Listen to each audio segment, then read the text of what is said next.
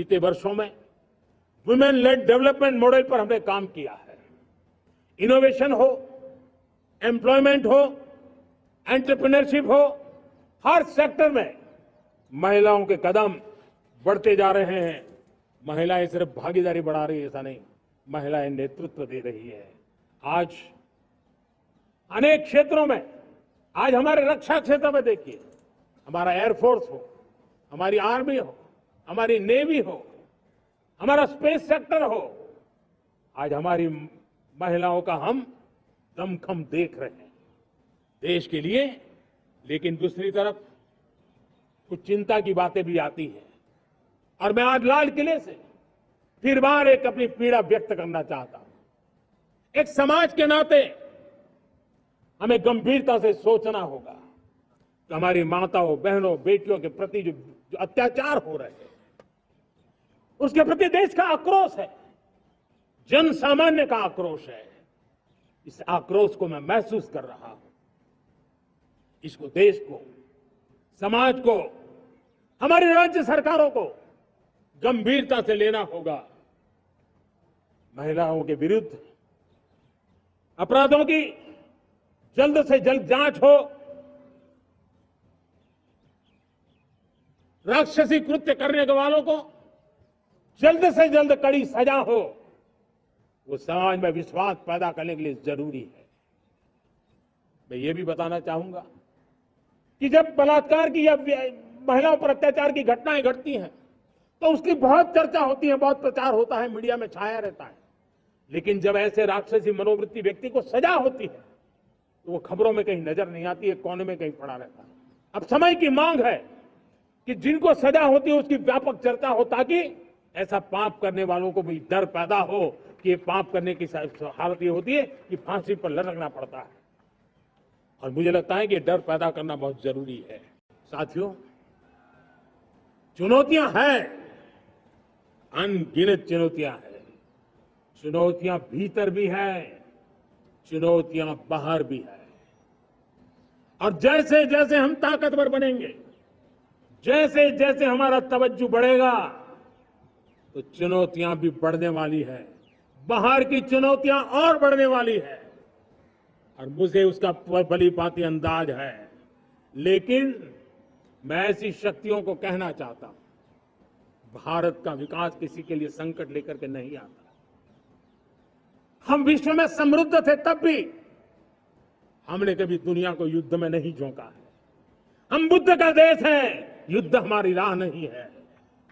और इसलिए विश्व चिंतित न हो भारत के आगे बढ़ने से। मैं विश्व समुदाय को विश्वास दिलाता हूं कि आप भारत के संस्कारों को समझिए, भारत के हजारों साल के इतिहास को समझिए। आप हमें संकट मत मानिए, आप उन तरकीबों से न जुड़िए जिसके कारण पूरी मानव जात का कल्याण करने का सामर्थ्य जिस भूमि में है, उस भूमि को ज्यादा मेहनत करनी पड़े। लेकिन फिर भी मैं देशवासियों को कहना चाहता हूं, चुनौतियां कितनी ही क्यों न हो, चुनौती को चुनौती देना ये हिंदुस्तान की फितरत में है। न हम डिगेंगे, न हम थकेंगे, न हम रुकेंगे, न हम झुकेंगे। हम संकल्पों की पूर्ति के लिए 140 करोड़ देशवासियों का भाग्य बदलने के लिए, भाग्य सुनिश्चित करने के लिए, राष्ट्र के सपनों को साकार करने के लिए हम कोई कोर कसर नहीं छोड़ेंगे। मेरे प्यारे देशवासियों, आज नई शिक्षा नीति बहुत एक मात्रा में कई राज्यों ने उसको अच्छा इनिशिएटिव लिए और उसके कारण आज एक 21वीं सदी के अनुरूप हमारी शिक्षा व्यवस्था को जो हम बल देना चाहते हैं और विकसित भारत के सपने के लिए जिस प्रकार से मानव समूह तैयार करना चाहते हैं, नई शिक्षा नीति बहुत बड़ी भूमिका अदा। मैं नहीं चाहता हूं कि मेरे देश के नौजवानों को अब विदेशों में पढ़ने के लिए मजबूर होना पड़े। मध्यम वर्गीय परिवार के लाखों करोड़ों रुपया बच्चों को विदेश पढ़ने के लिए भेजने में खर्च हो जाए। हम यहां ऐसी शिक्षा व्यवस्था का विकसित करना चाहते हैं कि मेरे देश के नौजवानों को विदेश जाना न पड़े, मेरे मध्यम वर्गीय परिवारों को लाखों करोड़ रुपया खर्च करना न पड़े। इतना ही नहीं, ऐसे संस्थान निर्माण हो ताकि विदेशों से लोग भारत के अंदर मुंह मोड़े। अभी अभी हमने बिहार का हमारा गौरवप्रद इतिहास रहा है, नालंदा यूनिवर्सिटी का पुनर्निर्माण किया है। फिर से एक बार नालंदा यूनिवर्सिटी काम करना शुरू कर दिया है। लेकिन हमें शिक्षा के क्षेत्र में फिर से एक बार सदियों पुराने उस नालंदा स्पिरिट को जगाना होगा, उस नालंदा स्पिरिट को जीना होगा, उस नालंदा स्पिरिट को लेकर के बड़े विश्वास के साथ विश्व की ज्ञान की परंपराओं को नई चेतना देने का काम हमें करना होगा। मुझे पक्का विश्वास है कि नई शिक्षा नीति ने मातृभाषा पर बल दिया है। मैं राज्य सरकारों से कहूंगा, मैं देश की सभी संस्थानों से कहूंगा कि भाषा के कारण हमारे देश की टैलेंट को रुकावट नहीं आनी चाहिए, भाषा अवरुद्ध नहीं होनी चाहिए। मातृभाषा का सामर्थ्य हमारे देश के छोटे छोटे गरीब से गरीब मां के बेटे को भी सपने पूरा करने का ताकत देता है। और इसलिए हमने हमारी मातृभाषा में पढ़ाई, जीवन में मातृभाषा का स्थान, परिवार में मातृभाषा का स्थान, उसकी ओर हमें बल देना होगा। मेरे प्यारे देशवासियों, जिस प्रकार से आज विश्व का बदलाव नजर आ रहा है और तब जाकर के स्किल का महत्व बहुत बढ़ गया है और हम स्किल को और नई एक ताकत देना चाहते हैं। हम इंडस्ट्री 4.0 को ध्यान में रख करके हम स्किल डेवलपमेंट चाहते हैं। हम जीवन के हर क्षेत्र में, हम एग्रीकल्चर सेक्टर में भी कैपेसिटी बिल्डिंग करके देने के लिए स्किल डेवलपमेंट चाहते हैं। हम तो हमारा सफाई का क्षेत्र हो उसमें भी एक नए स्किल डेवलपमेंट की ओर बल देना चाहते हैं। और हम स्किल इंडिया प्रोग्राम को बहुत व्यापक रूप से इस बार लेकर के आए हैं।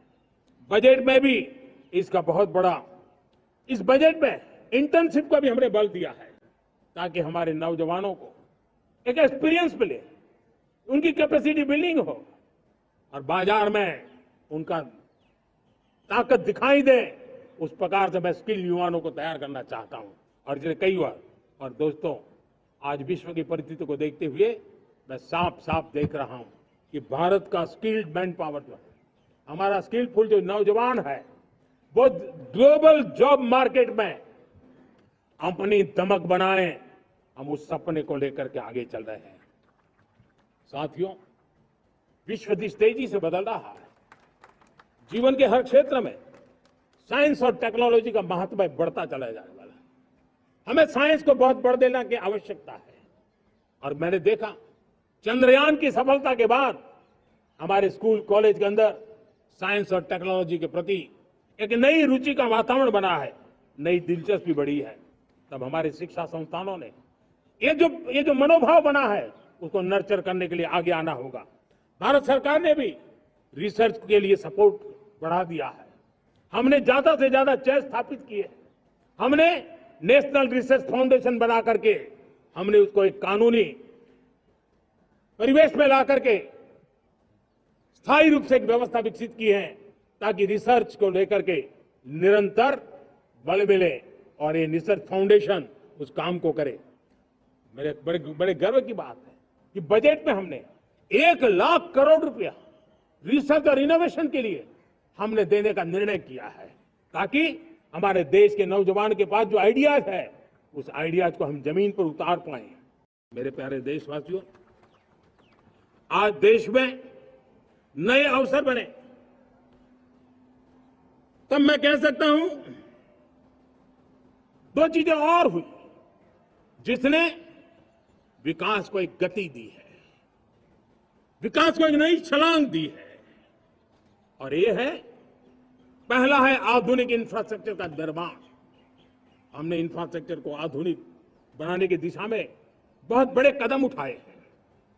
और दूसरी तरफ सामान्य मानव के जीवन में जो बाधाएं हैं, ईज ऑफ लिविंग का हमारा जो सपना है, उस पर भी हमने उतना ही बल दिया है। पिछले 1 दशक में अभूतपूर्व इंफ्रास्ट्रक्चर का विकास हुआ है। रेल हो, रोड हो, एयरपोर्ट हो, पोर्ट हो, ब्रॉडबैंड कनेक्टिविटी हो, गांव-गांव नए स्कूल बनाने की बात हो, जंगलों में स्कूल बनाने की बात हो, दूर सुदूर इलाकों में अस्पताल बनाने की बात हो, आरोग्य मंदिर बनाने की बात हो, मेडिकल कॉलेजों का काम हो, आयुष्मान आरोग्य मंदिरों का निर्माण चलता हो, 60,000 से ज्यादा अमृत सरोवर बने हो, 2 लाख पंचायतों तक ऑप्टिकल फाइबर नेटवर्क पहुंचा हो, नहरों का एक बहुत बड़ा जाल बिछाया जा रहा हो, 4 करोड़ पक्के घर बनना, गरीबों को एक नया आश्रय मिलना, 3 करोड़ नए घर बनाने के संकल्प के साथ आगे बढ़ने की हमारी कोशिश हो।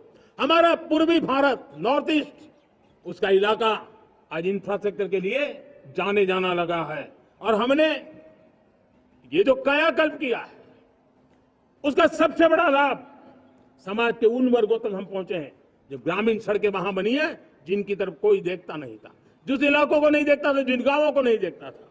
दलित हो, पीड़ित हो, शोषित हो, वंचित हो, पिछड़े हो, आदिवासी हो, जंगल में रहने वाले हो, दूर सुदूर पहाड़ों में रहने वाले हो, सीमावर्ती स्थान पर रहने वाले हो, हमने उनकी आवश्यकता की पूर्ति की है। हमारे मछुआरे भाई बहनों की आवश्यकताओं को पूरा करना, हमारे पशुपालकों के जीवन को बदलना, एक प्रकार से सर्वांगीण विकास का प्रयास हमारी नीतियों में रहा, हमारी नीयत में रहा है, हमारे रिफॉर्म में रहा है, हमारे कार्यक्रमों में रहा है, हमारी कार्यशैली में रहा है। और उस सबसे बड़ा लाभ मेरे युवाओं को होता है। उनको नए नए अवसर मिलते हैं, नए नए क्षेत्र में कदम रखने का उसके लिए संभावनाएं बन जाती है। और वही तो सबसे ज्यादा रोजगार दे रहा है, और सबसे ज्यादा रोजगार प्राप्त करने का अवसर इन्हीं समय में उनको मिला है। हमारा जो मध्यम वर्गीय परिवार है, मध्यम वर्गीय परिवार को क्वालिटी ऑफ लाइफ, वो स्वाभाविक उसकी अपेक्षा रहती है।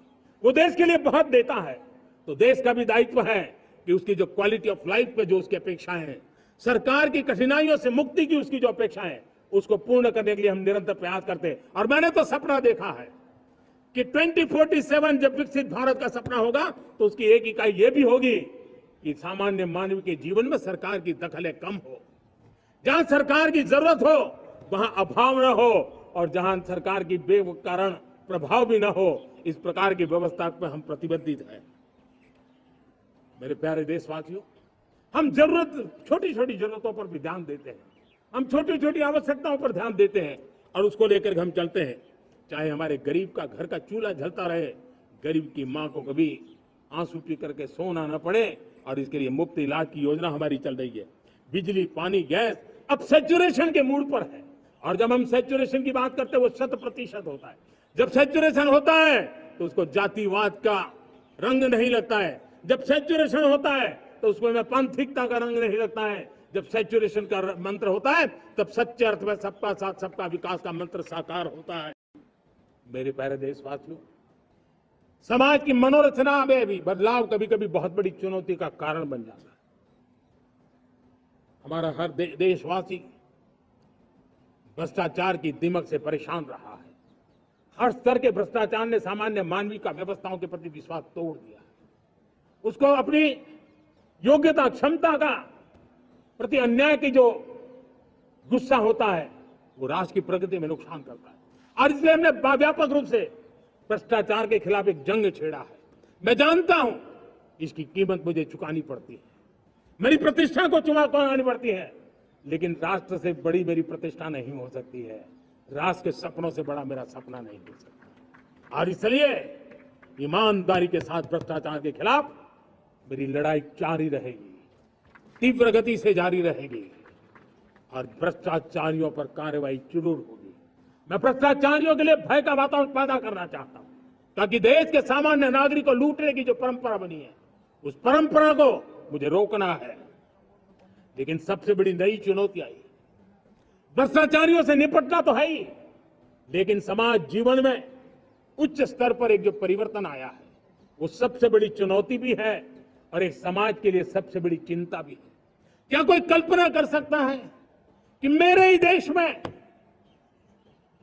इतना महान संविधान हमारे पास होने के बावजूद कुछ ऐसे लोग निकल रहे हैं जो भ्रष्टाचार का महिमा मंडन कर रहे हैं, खुलेआम भ्रष्टाचार का जय जयकार कर रहे हैं।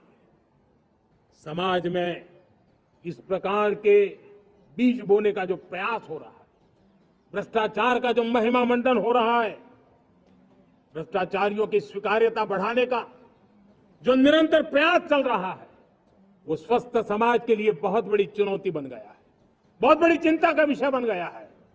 भ्रष्टाचारियों के प्रति समाज में दूरी बनाए रखने से ही किसी भी भ्रष्टाचारी को उस रास्ते पर जाने से डर लगेगा। अगर उसका महिमा मंडन होगा तो जो आज भ्रष्टाचार नहीं करता है उसको भी लगता है कि ये तो समाज में प्रतिष्ठा का रंग बन जाता है, उस रास्ते में जाने में बुरा नहीं है।